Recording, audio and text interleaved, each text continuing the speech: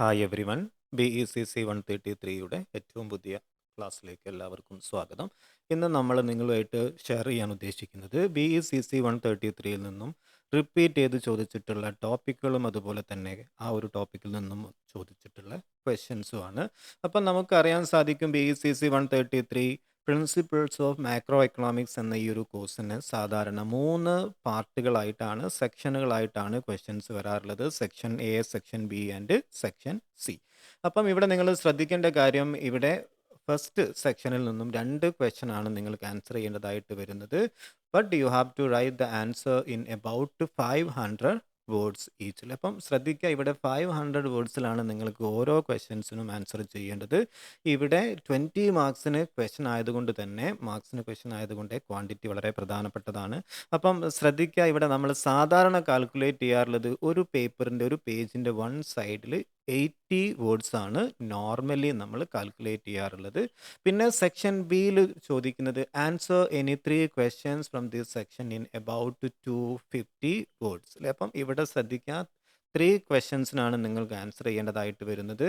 അപ്പം ഇവിടെ 10 മാർക്സ് വീതമാണ് ഓരോ ക്വസ്റ്റ്യൻസിനും വരുന്നത്. ആ ഒരു കാര്യം നിങ്ങൾ പ്രത്യേകം ശ്രദ്ധിക്കുക. സെക്ഷൻ സിയിൽ ചോദിക്കുന്നത് answer both question from this section. ഇവിടെ നിങ്ങൾക്ക് കാണാൻ സാധിക്കും 15 മാർക്സിനാണ് ഈ ഒരു ഒരു ക്വസ്റ്റ്യനും നിങ്ങൾ ആൻസർ ചെയ്യേണ്ടതായിട്ട് വരുന്നത്. 2 ക്വസ്റ്റ്യനും നിങ്ങൾ ആൻസർ ചെയ്യേണ്ടതായിട്ട് വരുന്നത്. അപ്പം ഈ ഒരു കാര്യം നിങ്ങൾ ആദ്യം തന്നെ മനസ്സിൽ കീപ്പ് ചെയ്യേണ്ടതാണ്. അപ്പം നമുക്ക് നോക്കാം, നമ്മൾ ഏതൊക്കെ ക്വസ്റ്റ്യൻ പേപ്പേഴ്സിനെയാണ് ഈ ഒരു വീഡിയോ പ്രിപ്പയർ ചെയ്യാൻ വേണ്ടി അല്ലെങ്കിൽ ഈ ഒരു ക്ലാസ് പ്രിപ്പയർ ചെയ്യാൻ വേണ്ടി ഞാൻ ഉപയോഗിച്ചിട്ടുള്ളതെന്ന് നോക്കാം.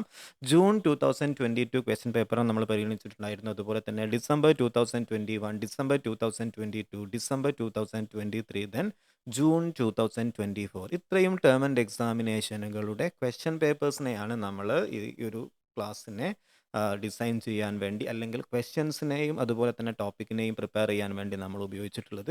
അപ്പം നമുക്ക് നോക്കാം ഏതാണ്. ഫസ്റ്റ് ടോപ്പിക്ക് നോക്കാം, മോണിറ്ററി പോളിസി. അപ്പം ശ്രദ്ധിക്കുക, ഈ ഒരു ടോപ്പിക്ക് വളരെ പ്രധാനപ്പെട്ട ടോപ്പിക്കാണ്. പ്രീവിയസ് ഇയേഴ്സിൽ ഒരുവിധം എല്ലാ ഇയേഴ്സ് അല്ലെങ്കിൽ നമ്മളിവിടെ കൺസിഡർ ചെയ്തിട്ടുള്ള എല്ലാ ടേം ആൻഡ് എക്സാമിനേഷനും ചോദിച്ചിട്ടുള്ള ഒരു ടോപ്പിക്കാണ് ഈ പറയുന്ന മോണിറ്ററി പോളിസി. അപ്പം നോക്കാം ഏതൊക്കെ രൂപത്തിലാണ് ക്വസ്റ്റ്യൻസ് വന്നിട്ടുള്ളത് എന്ന് നമുക്ക് നോക്കാവുന്നതാണ്. What is mean by monetary policy? Briefly describe the various instruments of monetary policy. അപ്പം ഇവിടെ നിങ്ങൾ ശ്രദ്ധിക്കേണ്ട ഒരു കാര്യം, ഈ ഒരു ടോപ്പിക്കിനെ ഡീൽ ചെയ്യുന്ന സമയത്ത് first of all you have to learn and study what is monetary policy. അല്ല, ഈ ഒരു രൂപത്തിൽ നിങ്ങൾ ക്വസ്റ്റ്യൻ അല്ലെങ്കിൽ ഈ ഒരു ടോപ്പിക്കിനെ ഡീൽ ചെയ്യുകയാണെങ്കിൽ ഏതെങ്കിലും രൂപത്തിൽ എവിടെയെങ്കിലും, അത് ഒരു പക്ഷേ നമ്മൾ നേരത്തെ പറഞ്ഞ 20 മാർക്സിനുള്ളതാവാം, 15 മാർക്സിനുള്ളതാവാം, അല്ലെങ്കിൽ അല്ലേ 20, 15, 10 മാർക്സ് അല്ലേ, ഈ ഒരു 3 കാറ്റഗറിയിൽ എവിടെയെങ്കിലും ഏതെങ്കിലും രൂപത്തിൽ ഈ ഒരു ടോപ്പിക്ക് ചോദിക്കും. അതുകൊണ്ട് you should learn what is monetary policy. അപ്പം നോക്കാം, രണ്ടാമത്തെ ജൂൺ 2022 ചോദിച്ചിട്ടുള്ളതാണ് നമ്മളിപ്പോൾ ഇവിടെ പറഞ്ഞിട്ട്. രണ്ടാമത്തെ ക്വസ്റ്റ്യൻ നോക്കാം, ഡിസംബർ 2021 ചോദിച്ചിട്ടുള്ളത് what is mean by monetary policy, what are its objectives. കണ്ടോ, ഈ ഒരു കോമൺ ആയിട്ട് വരുന്നൊരു ക്വസ്റ്റ്യൻ ആണ് what is mean by monetary policy അല്ലേ. ഇനി നമുക്ക് നോക്കാം, what are the objectives of monetary policy, describe the instruments that a central bank can to control inflation അല്ലെ. ഇവിടെയും നമുക്ക് കാണാൻ സാധിക്കും, വീണ്ടും റിപ്പീറ്റ് ചെയ്തൊരു ക്വസ്റ്റ്യൻ വന്നിട്ടുണ്ട്, what are the objectives of monetary policy അല്ലേ. ഡിസംബർ 2023 വന്നിട്ടുള്ളതാണ്. അതുപോലെ തന്നെ കാണാം ഡിസംബർ 2021 ഇതിൻ്റെ ഒബ്ജക്റ്റീവ് ചോദിച്ചിട്ടുണ്ട്. അപ്പം ഇവിടെ നിങ്ങൾ ശ്രദ്ധിക്കേണ്ട കാര്യം, what is mean by monetary policy, then what are the objectives of monetary policy. അപ്പം ഈ ഒരു 2 കാര്യങ്ങൾ പ്രത്യേകം ശ്രദ്ധിക്കുക. മറ്റൊന്ന് എഗെയിൻ റിപ്പീറ്റ് ചെയ്ത് വരുന്നത് കാണാം, what is mean by monetary policy, what are the objectives. കണ്ടോ, വീണ്ടും ആ ഒരു സെയിം ക്വസ്റ്റ്യൻ റിപ്പീറ്റ് ചെയ്യുന്നതായിട്ട് കാണാം. മറ്റൊന്ന് ഷോർട്ട് നോട്ടിൽ 10 മാർക്സിന് വരുന്ന ഏരിയയിൽ വീണ്ടും ചോദിച്ചു, മോണിറ്ററി പോളിസി ഇൻ ഇന്ത്യ. കണ്ടോ, ഡിസംബർ 2022 വീണ്ടും ചോദിച്ചു, monetary policy in India.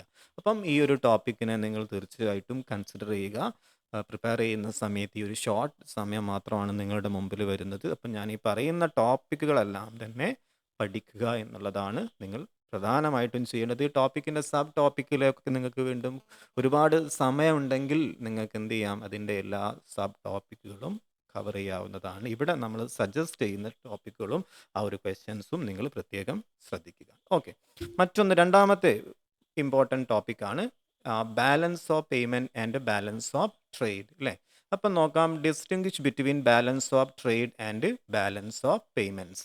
June 2022 വന്നിട്ടുള്ള ക്വസ്റ്റ്യൻ ആണ് കേട്ടോ. അതേ ക്വസ്റ്റ്യൻ നോക്കൂ നിങ്ങൾ, ഡിസംബർ 2022 എങ്ങനെ വന്നു നോക്കൂ. Distinguish between balance of payments and balance of trade. Explain Y balance of payment always balance. കണ്ടോ, ഇവിടെ സെയിം ക്വസ്റ്റ്യൻ ഹാഫ് റിപ്പീറ്റ് ചെയ്ത് വന്നതായിട്ട് നമുക്ക് കാണാൻ സാധിക്കും. Distinguish between the balance of payments and balance of trade അല്ലേ. അതുപോലെ തന്നെ explain Y balance of payments are always balance. അപ്പം ഈ ഒരു ടോപ്പിക്ക് പ്രത്യേകം ശ്രദ്ധിക്കുക. ഇനി നോക്കാം നമുക്ക്, what is balance of payment, explain Y balance of payment always balance. കണ്ടോ, ജൂൺ 2024 ഡിസംബർ 2022 സെയിം ക്വസ്റ്റ്യൻ ആണ്. കണ്ടോ നിങ്ങൾ അല്ലേ, ചെറിയ വ്യത്യാസം ഉണ്ടെങ്കിലും what is balance of payment, explain Y balance of payment always balance അല്ലേ. അതുപോലെ തന്നെ നോക്കും നിങ്ങൾ, ഡിസംബർ 2022 നേരത്തെ പറഞ്ഞതാണ്, distinguish between the balance of payments and balance of trade. Explain Y balance of payments always balance. കണ്ടോ, സെയിം നേച്ചർ ഓഫ് ഉള്ള question ആണ് വീണ്ടും റിപ്പീറ്റ് ചെയ്ത് വരുന്നത് അല്ലേ.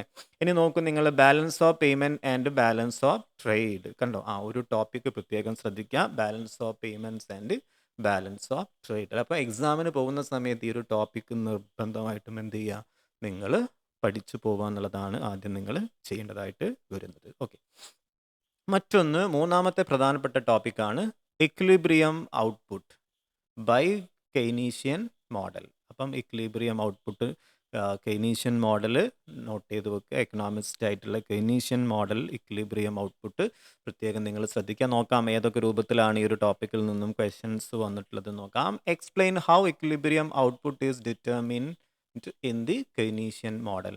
Explain how equilibrium output is determined in the Keynesian model. June 2022 ചോദിച്ചിട്ടുള്ളതാണ് കേട്ടോ. അടുത്ത question നോക്കൂ, in the Keynesian framework describe how equilibrium output is determined in an open economy.